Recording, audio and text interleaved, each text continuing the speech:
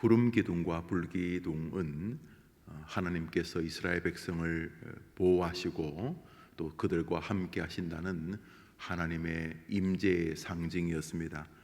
또 이스라엘 입장에서는 자기들을 도와주시고 지켜주신다는 보호의 상징이기도 했습니다. 그 중에서 하나님께서는 지도자 모세와 특별한 관계를 유지하심으로써 모세를 힘있게 하게 하시고 백성들로 하여금 모세의 지도력에 존중을 가하게 해 주셨습니다.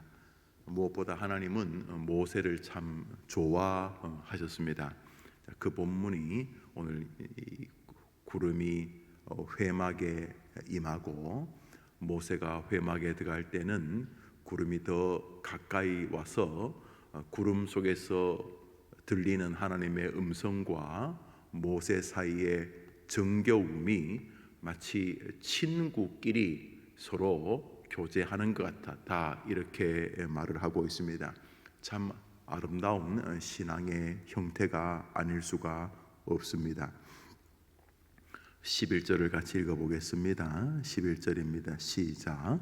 사람이 자기의 친구와 이야기함 같이 여호와께서는 모세와 대면하여 말씀하시며, 여기 보면 하나님께서 회막에 구름으로 임하실 때에 하나님의 말씀하심이 혹은 하나님이 함께 하심이 다른 사람들에게는 설명할 수 없는 경외심을 주었다, 이런 내용입니다. 본문에서 우리는 몇 가지 아주 중요한 하나님의 어떤 인간을 대하는 자세와 이 사건에 담긴 중요한 교리들을 보게 됩니다. 하나님께서 회막 위에 임하셨다, 이렇게 말하는데 당시의 회막은 하나님의 임재를 상징하는 법궤가 있고 또 그곳에서 주님의 영광이 나타나는 곳이었습니다. 아시다시피 법궤 안에는 모세가 시내산에 올라와서 받아온 십계명이 담겨져 있었습니다. 그리고 그 법궤 안에 훗날에는 만나, 자기들을 40년 동안 먹인 만나와 또 이 아론의 지팡이 담겨져 있었는데, 결국 이 법궤 안에는 하나님의 임재의 상징이요 말씀인 십계명, 하나님의 음성이 있었다, 이런 것이죠. 그러니까 하나님이 말씀이 있는 곳에 머물기를 기뻐하신다, 이런 것을 볼 수가 있습니다. 한번 따라해 볼까요? 하나님은 하나님의 말씀이 있는 곳에 머물기를 기뻐하신다. 그러니까 우선 교회는 말씀의 교회가 되어야 되겠죠. 교회에서 다양한 일들이 벌어질 수 있습니다. 친교도 있고 봉사도 있고 여러 가지가 있겠습니다만, 지혜로운 교인들이라면 말씀 위에 임하기를 기뻐하시는 하나님을 기억하고 교회가 항상 말씀 중심이기를 기대해야 되겠죠. 사실은 이보다 어쩌면 더 중요한 것은 바로 개인입니다. 우리 각 개인들이 사실은 배경이라는 게 참 귀한 것이죠. 자기 등 뒤에 큰 힘센 사람이 있으면 어린 아이들끼리도 함부로 그 아이를 대할 수가 없겠죠. 그 아이야 자기하고 맞수일지 몰라도 그 아이 뒤에 있는 아이의 큰형이나 아이의 삼촌 혹은 아이의 아버지가 태권도 구단이고 무슨 큰 킥복싱 선수고 그래서 아주 싸움을 잘한다고 알려진 사람이라면 절대로 그 친구에게 시비를 걸지 않겠죠. 그 사람 배경, 그 사람 뒷배경에 삼촌이 있기 때문에 그런 것처럼 우리 하나님이 우리의 배경이 되는 방법이 있는데, 그것은 우리가 말씀을 사랑하는 사람이 되는 거죠. 왜요? 하나님은 하나님이 말씀이 있는 곳 위에 머물기를 기뻐하신다. 우리는 오늘 본문에서 그런 교리를 도출할 수 있지 않습니까? 그러니까 우리가 부족하지만 우리가 다 그냥 50보 100보고 그 거기 같은 인간이지만 우리의 그 실력이나 개인기 말고 우리가 하나님의 말씀을 귀하게 여기고 하나님의 말씀을 사랑하고 하나님의 말씀을 아주 가치롭게 높여드리고 결국은 말씀대로 된다는 이 말씀 사랑을 견지할 때에 하나님은 하나님의 말씀이 있는 곳에 머물기를 기뻐하신다는 것이 우리 개인적인 삶에 얼마나 큰 위로가 힘이 되고 은혜가 됩니까? 그러므로 지혜로운 그리스도인이라면 뭐 이런 것도 하고 저런 것도 하지만 기본적으로 주님이 부르신 날까지 말씀을 굉장히 소중히 여기겠죠. 특별히 이렇게 날주같이 하나님의 말씀을 끊임없이 묵상하고 또 이 강단에서 하시는 말씀을 아주 귀를 기울이는 것은 굉장히 가치로운 일이죠. 그것은 회중이나 목사나 통일한 것이죠. 하나님은 하나님의 말씀이 있는 곳 위에 머물기를 기뻐하신다 하는 것이죠. 자, 모세가 회막에서 하나님께 예배하는 시간이었던 것 같습니다. 그러자 구름 기둥이 저 온 백성들이 다 볼 수 있도록 저 높은 곳에 있다가 모세가 회막으로 예배하러 들어갈 때에 이 구름 기둥이 회막 바로 입구까지 내려왔다는 거죠. 그러니까 사람들이 얼마나 심적인 경외심을 느꼈겠습니까?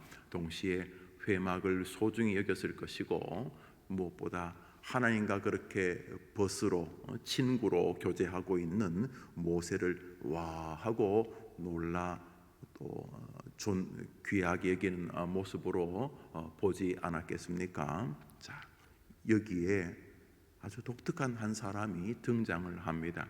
그는 여호수아였습니다.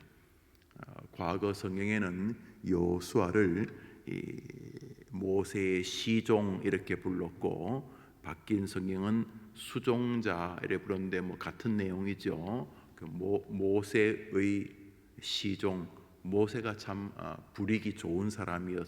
모세의 뭐라고 비서라고 해야 될까요? 비서가 좋겠네요. 비서. 하여튼 시종, 하여튼 모세의 수종자가 있었는데 여호수아였습니다. 그런데 성경은 그 여호수아의 시대까지 열리지도 않았는데 아시다시피 출애굽기는 후반에 가기 전까지 모세의 시대 아닙니까? 지도력 모세를 통해서 하나님이 당신의 뜻을 계시하고 있을 때였습니다. 그런데 오늘 출애굽기 33장에 여호수아가 등장을 합니다. 아주 뭐 특별한 사건으로 등장하는 것이 아니라 여호수아의 말 없는 말. 우리가 배고플 때, 가난했을 때 앞집 아이가 그래도 아버지가 미군 부대에 근무해서 그래서 미군 부대에서 어떻게 나오면서 한두 개씩 얻어온 무슨 통조림을 먹는다고 칩시다. 아이가 다 미군 통조림을 까서 이렇게 먹고 있는데 나 좀 줘 말은 안 해도 이렇게 지긋한 눈으로 침을 삼키면서 보고 있는 것만으로도 아이고 저 녀석이 저 먹고 싶어 하는구나 이렇게 알 수 있잖아요. 말 안 해도. 오늘 여호수아의 그 말 없는 말이 본문에 담겨져 있습니다. 우리 11절 한 번만 더 볼까요? 9절 10절은 회막에 구름 기둥이 가까이 임했고 하나님과 모세가 친구처럼 이야기했다. 이제 그 이야기고 11절 읽읍시다. 시작. 사람이 자기의 친구와 이야기함 같이 여호와께서는 모세와 대면하여 말씀하시며 모세는 진으로 돌아오나 눈의 아들 젊은 수종자 여호수아는 회막을 떠나지 아니하니라. 밑도 끝도 없는 구름 기둥이 회막에 가까이 내려오고 모세와 하나님이 친구 사이처럼 아름다운 친교를 가지고 있을 때에 여호수아가 모세의 시종이니까 회막 안까지는 못 들어가고 회막 밖에서 이렇게 모세를 섬기고 있었겠죠. 이제 회막에 들어가서 모세와 하나님이 대화하고 하나님의 상징인 구름 기둥 하나님의 임재의 상징인 구름 기둥이 회막 가까이 내려와서 모세와 무언가 구름 기둥 사이에서 하나님이 대화하고 있는 모습을 회막 문 밖에서 모세의 비서가 보고 있었다, 이런 내용이죠. 이제 모세가 회막에서 나와서 이제 진으로 이스라엘 백성에게 돌아갑니다. 그러면 이제 이 여호수아가 모세를 따라 쫄쫄쫄쫄쫄 따라가야 되는데, 뭐 따라는 갔겠죠. 그럼 따라가는데 시간이 몇 초가 걸렸는지, 몇십 초가 걸렸는지, 몇 분이 걸렸는지는 잘 모르겠지만 이 여호수아에게는 그 하나님과 모세가 교제하고 있던 장면에 잔상이 남아 있습니다. 모세는 하나님하고 대화 다 하고, 자 하나님, 자 저 일하러 갑니다 하나님. 이제 구름 기둥은 올라가고 하나님도 이제 하늘로 올라가는 형식이죠. 올라가고 모세는 다시 이스라엘 백성 진으로 이렇게 갑니다. 가는데 이 여호수아도 이제 어른이 나오셨으니까 따라가자고 쫄쫄쫄쫄 따라가야 되는데 따라갔겠죠. 그런데 따라가기 전에 몇 초인지 몇십 초인지 몇 분인지는 모르지만은 오늘 성경은 여호수아가 모세는 진으로 돌아오나 여호수아는 회막을 떠나지 아니하니라. 그 모세가 뭐 죽을 때까지 거기 있었다는 뜻은 아니겠죠. 전쟁도 하고 그랬으니까요. 모세가 회막을 떠나지 아니하니라. 이렇게 한 줄 성경은 기록하고 있습니다.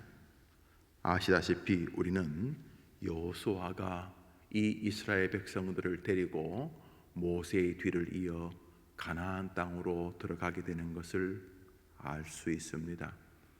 아시다시피 여호수아는 믿음을 지켰던 갈렙과 함께 이스라엘의 출애굽 시절의 최고 영웅 중에 한 명이었습니다. 성경에서 여호수아라는 이름이 히브리어인데 하나님이 우리를 도와주신다, 하나님이 우리와 함께 하신다는, 하나님은 우리의 아버지라고 하는 이런 아름다운 의미를 가진 여호수아가 신약 성경 헬라어로 예수입니다. 그러니까 여호수아에게서 예수님의 이미지를 보게 되는 것이죠. 우리 찬송 중에도 여호수아 본받아 이런 찬송이 있죠. 앞으로 가세. 여호수아가 회막을 떠나지 아니하였다 이렇게 되어 있는데 밑도 끝도 없이 그렇게 말한 것이 아니라 하나님이 회막에 임하여서 모세와 대화하던 장면이 이 젊은 아이의 마음에 굉장히 강렬한 열망이 되었던 것이 분명합니다. 존귀함, 부러움, 무엇보다 모세와 함께 말씀하시고 교제하시고 그에게 사랑을 베푸시던 하나님의 흔적이 이 아이로 하여금 거룩한 영적 황홀경에 서게 한 것입니다. 얼어붙은 것입니다. 두려워서라기보다는 부러워서, 갈망함으로, 존귀함에 대한 기대로 하나님이 구름 기둥으로 자신의 지도자 모세와 함께 대화하던 회막의 거대한 사건이 이 젊은 아이 마음으로 하여금 이 자리를 쉽게 떠나지 못하게 한 것입니다. 선친께서 극장을 하셨습니다. 제 어린 시절은 영화 극장과 함께 지났는데요, 어떤 영화는 상영이 끝나기 전에 그냥 자막이 올라가면 다 나갑니다. 다 그냥 뭐 재밌네. 그런데 어떤 영화는 영화가 끝났는데 관객들이 거의 움직이지를 않습니다. 흐느끼느라고 막 우느라고. 요즘이야 좀 그런 거 좀 덜한 것 같아요. 과거에는 참 영화를 그 자리에서 두 편도 보시고 뭐 손님들도 많지 않아서 그랬는지 뭐 여튼간에 영화가 끝나서 그 영화 안에 있는 그 내용이 막 이렇게 강하게 회중들의 마음에 남으면 영화가 끝났는데 아직 이 정리를 못해서 못 나갑니다. 뭐 눈물도 눈물이지만 이 마음에 이 정리가 안 돼가지고 엄마 찾아 산만리. 우리 젊은 분들은 그 뭔지 모르게 하여튼 엄마 찾아 산만리 뭐 하여튼 무슨 뭐 여튼간 뭐 여튼간 그런 뭐 나름대로 감동이 있고 또 그때 다 가난할 때였으니까 60년대 70년대 다 우리나라가 시골은 가난할 때였으니까 그런 좀 이렇게 뭐 감동적인 혹은 뭐 산파적인 그런 영화가 끝나면은 그 영화의 그 내용의 잔상이 남아서 많은 관객들이 흐느끼느라고 아직 못 나갑니다. 또 그 벅찬 그 감동 이런 것이 있어서 그냥 금방 자리를 뜨지 못하는 바로 그 장면입니다. 그런데 하나님이 그 모습을 해프닝처럼 흘려버리지 아니하시고 거룩한 성경에 기록해 두셨습니다. 하나님도 모세의 그 태도가 좋으셨던 것입니다. 말씀과 가까이 하는 여호수아가 부러웠던 것이고 하나님이 친히 당신의 모습을 구름 사이에서지만 계시해 주시는 그 거룩한 장소가 너무 귀했던 것입니다. 사람이 살면서 깊은 감동이 있는 장소가 있을 수 있습니다. 돌아가신 어머님과 자주 오던 식당 혹은 아버님과 자주 오던 식당, 사랑하는 연인과 함께 보내었던 장소, 사람들마다 특별한 감흥이 있는 장소가 있을 수 있었습니다. 대부분의 고향이 그런 곳일 수 있죠. 고향, 죽기 전에 고향 한번 가봐야 되는데 고향에서 내 마지막 노년을 보냈으면 좋겠는데 그런, 혹은 내 인생에 너무도 귀했던 교회, 그렇죠? 우리에게 중요한 장소가 있을 수 있어요. 그러면 늘 거기가 마음의 고향 같고 그리울 때 거기 한번 가봤으면 하는 그런 마음의 감흥이 있지 않습니까? 여호수아는 하나님과 모세가 함께 만났 역사가 일어났던 그 회막을 쉽게 떠날 수가 없었던 것입니다. 이 젊은 아이 마음에 감격과 감동, 부러움, 하나님과 모세에 대한 존귀함에 대한 그런 마음이 이 아이를 가득 붙잡았던 것입니다. 모세 어른은 진으로 가면 자기도 빨빨빨 따라가야 되는데 따라갔겠지요. 그렇지만 그 잔상이 이 아이에게 남아가지고 회막을 쉽게 떠나지 못하는 모습을 주님은 스냅 사진처럼 탁 찍어서 우리에게 기록해 두시는 것입니다. 아무리 봐도 이 구절은 생뚱맞습니다. 앞뒤 구절을 봐도 생뚱맞고 전체를 봐도 생뚱맞습니다. 그렇지만 하나님은 회막을 쉽게 떠나지 못하는 여호수아의 마음을 딱 잡아서 우리에게 보여주고 계십니다. 전반의 내용이 하나님이 그것을 기뻐하고 계신다는 마음을 담아서 말입니다. 여기 지혜가 있습니다. 우리가 하나님을 만나는 일을 귀하게 여기고 하나님이 말씀하시는 그 장소를 소중히 여기고 그것을 그리워하고 또 그 말씀에 하나님이 말씀하시는 그 시간을 갈망하는 태도는 하나님이 좋아하시는 태도입니다. 그러니까 목사가 예를 들어서 이 설교하기 위해서 성경 보는 것을 로이 존스 목사님은 창기와 같은 짓이라 그랬습니다. 무슨 일을 하기 위해서 성경을 보는 일은 올바른 일이 아니다. 물론 뭐 설교하기 위해서 성경을 볼 수 있지요. 그렇지만 먼저는 하나님의 계시요, 하나님의 나타나심, 현현의 상징인 성경을 사랑하는 마음으로, 하나님을 뵙고자 하는 마음으로, 하나님이 찾아와 주시기를 바라는 마음, 하나님과 교제하고 싶은 마음으로 하나님의 말씀을 대하는 태도가 먼저 귀하다는 것이죠. 그렇습니다. 성도님들, 목회자이든 회중이든 아이든 어른이든 우리가 하나님의 말씀 듣기를 기뻐하고, 목사도 마찬가지죠. 목사는 설교 전에도 하나님 말씀 듣죠. 설교하면서도 듣고, 이 시간도 여러분과 저하고 무슨 차이가, 아무런 차이가 없죠. 저는 서서 듣고 여러분은 앉아서 듣는 정도밖에는 아무런 차이가 없죠. 뭐 저라도 말씀 안 듣고 무슨 능력으로 살겠고, 여러분이 무슨 그런 은혜가 있겠어요, 능력이 있겠어요. 우리가 다 하나님의 말씀을 듣죠.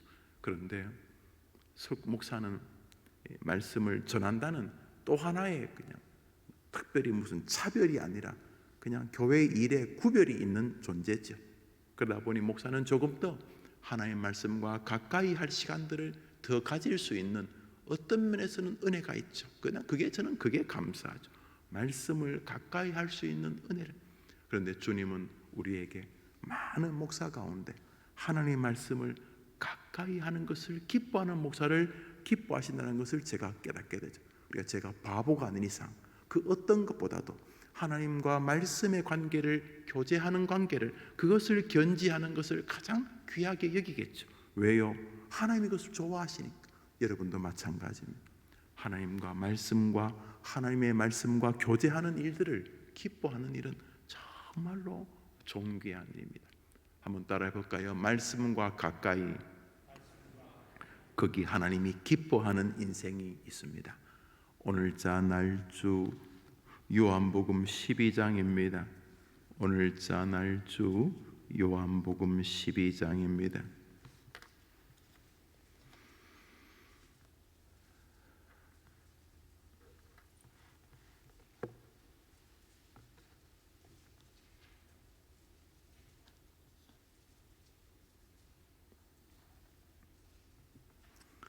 우리 3절을 한 절 읽겠습니다. 나사로, 마르다, 마리아 이 3남매의 집에 주님이 자주 방문하셨고, 방문하시는 것을 참 좋아하셨습니다.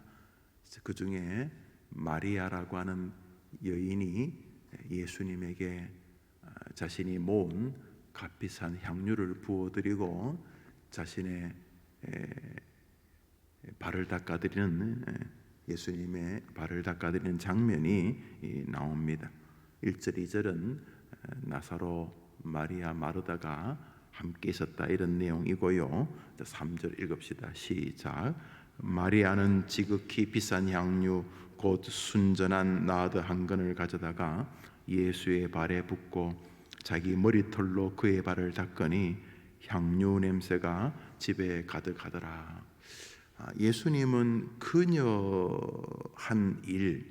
그녀가 한 일은 주님이 오시는 날까지 기억될 것이다. 그러니까 주님이 그녀를 굉장히 귀하게 인정해 주셨습니다. 여기서도 또 한 장의 사진 같은 것을 보게 되죠.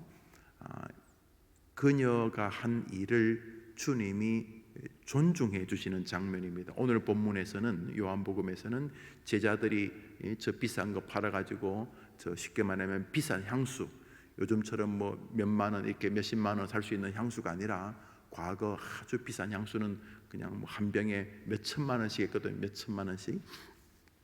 이런 비싼 향유, 최소한 수백 데나리온, 거의 1년치 연봉에 해당하는, 그녀는 무슨 마음이었는지 그 향유를 조금씩 사서 모은 것 같습니다. 그래서 그 향유를 뭐 아주 이렇게 귀하게 여겼겠죠. 그것이 무슨 재테크 수단일 수도 있고, 여튼간에 향유를 이 그녀가 모았어요.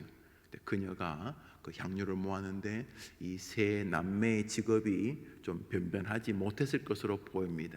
성경에는 이 남매의 부모 이야기가 나오지 않아요. 그러니까 부모님들은 사고로 병으로 다 돌아가신 것 같고, 이 세 남매가 이 험악한 세상을 사는데, 특별히 그 집의 아들 나사로는 굉장히 몸이 약했어요.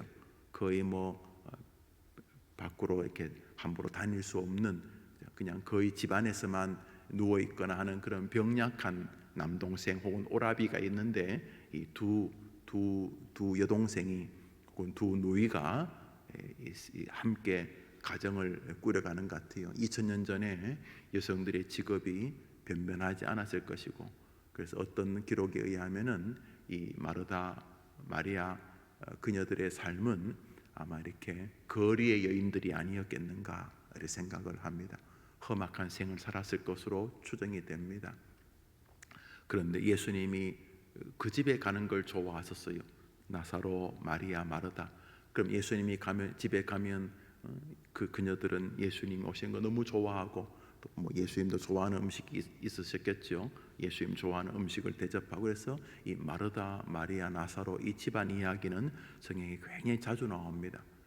굳이 성경에서 편애한 가정이 있다면 아마 이 가정 같아요. 예수님이 이 가정에 가는 걸 참 좋아하셨어요. 그런데 어느 날 예수님이 설교를 하시는데 자신의 죽음에 대해서 설교를 하셨어요. 장래, 내가 너희들의 죄를 위해 죽는다. 근데 다른 제자들은 그 이야기를 흘려들렸어요. 그냥 뭐 우리가 다 이렇게 기죽어 산다, 이것도 죽는다는 거.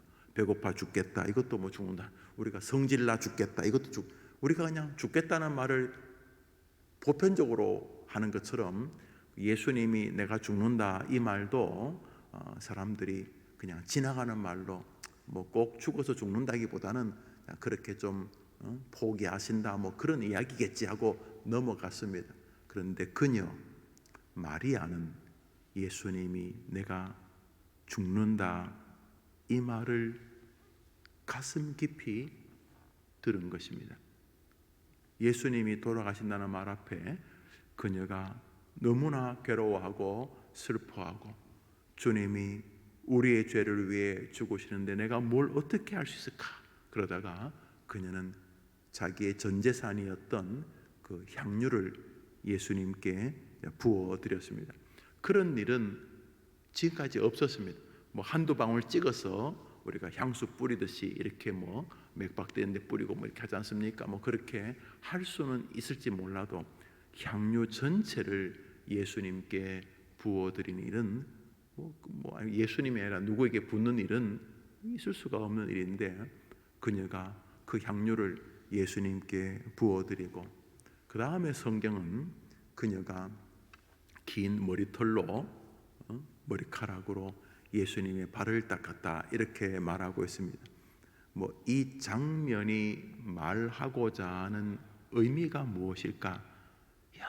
여러 의견들이 있지만은 오늘 본문 속에서 그 옛날 하나님이 구름으로 회막에 임하시고 모세와 대화할 때에 그것을 그 밖에서 지켜보던 여호수아의 마음에 깊은 감동으로 남아, 차마 모세가 주님과 대면하고 떠났음에도 불구하고 그 회막에 하나님이 임재하시고 자신의 지도자 모세와 대화하던 장면에 깊이 심취되어서, 깊이 감동되어서 그 자리를 쉽게 떠나지 못했던 여호수아처럼 그녀는 주님이 자신들을 위해 죽으신다는 말 앞에서 차마 보내드리지 못하는, 그분의 죽음을 기념하고 기억함에도 불구하고 그 거룩한 주님이 자신과 함께하는 자리가 곧 헤어질 것이라는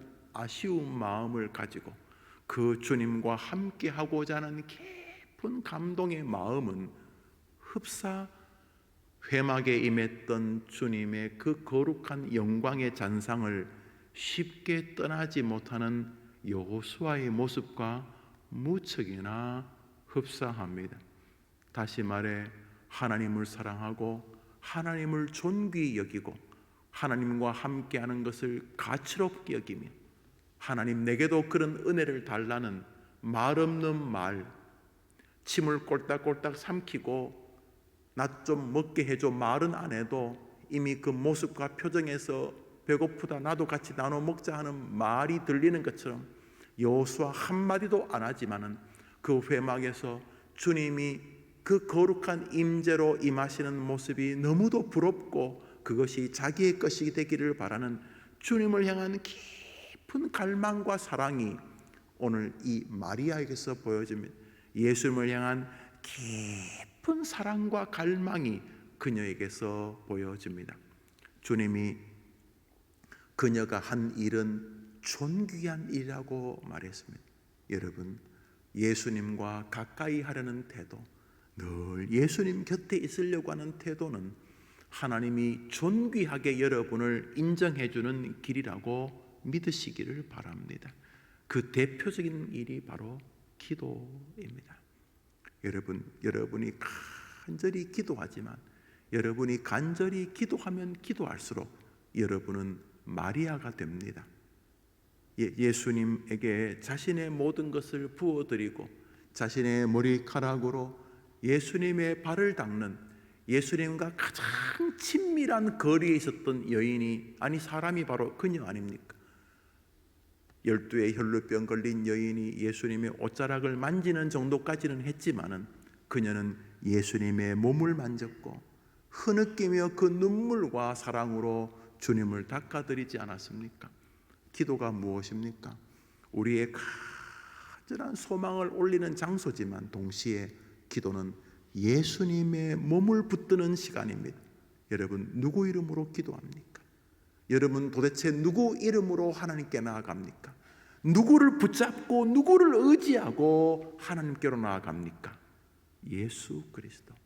이 모든 눈물 콧물의 기도, 이 갈급함, 이 갈망, 이 절규의 기도, 오 하나님, 이 모든 나의 기도를 예수님의 이름으로 기도합니다. 기도는 예수님을 강하게 붙잡는 것입니다. 말씀의 주인공이 누굽니까? 예수 그리스도. 성경을 가까이 대하고 날마다 성경을 읽고 묵상하는 자세는 이 시대에 회방을 떠나지 않는 여호수아의 심정이요, 예수님의 발을 내 몸으로 붙잡는 마리아의 심정이 되는 것입니다. 오늘 우리는 두 장의 영적 스냅 사진을 보는 것 같습니다. 구름은 위로 올라가고 모세는 다시 진으로 돌아가는데 덩그러니 이 거룩한 영적 잔상, 이 거룩한 영적 흥분에 휩싸여서 차마 회망을 떠나지 못하고 있는 그 모습을 부러워하는 젊은 친구 여호수아의 갈망의 마음 한컷, 그리고 주님을 사랑해서 주님의 발을 닦고 있는 그 여인, 다른 사람들이 그가 아깝다, 낭비했다, 그 나드 향유를 가지고 팔아서 뭐 가난한 사람 구제하고 꼭 그런 소리 하는 사람 있죠. 뭐 그 돈 가지고 뭐 가난한 사람 구제하고, 인간들이 하는 짓이 다 똑같으니까 그때나 지금이나 뭐 그렇게 멋있게 말합니다만, 주님을 향한 사랑이 뭔지를 알지 못하기에 그들은 오늘도 셈, 계산 이렇게 뭐 하고 있습니다만, 주님은 그녀가 한 일은 주님이 오신 날까지 사람들에게 예수를 사랑하는 게 무엇인지 증거가 될 것이라고 그녀의 손을 들어 주셨습니다. 우리는 그 장면 한 장을 오늘 보게 됩니다. 여호수아처럼 마리아처럼 하나님과 말씀과 예수님과 가까이 하는 여러분의 하루가 되기를 주님의 이름으로 축복합니다. 주님과 친기도로 예배를 마칩시다. 하늘에 계신 우리 아버지여, 이름이 거룩히 여김을 받으시오며 나라의 마옵시며 뜻이 하늘에서 이룬 것 같이 땅에서도 이루어지이다. 오늘날 우리에게 일용할 양식을 주옵시고 우리가 우리에게 죄진 자를 사하여 준 것 같이 우리 죄를 사하여 주옵시고 우리를 시험에 들지 마옵시고 다만 악에서 구하옵소서. 이게 나라와 권세와 영광이 아버지께 영원히 있사옵나이다. 아멘. 기도합시다.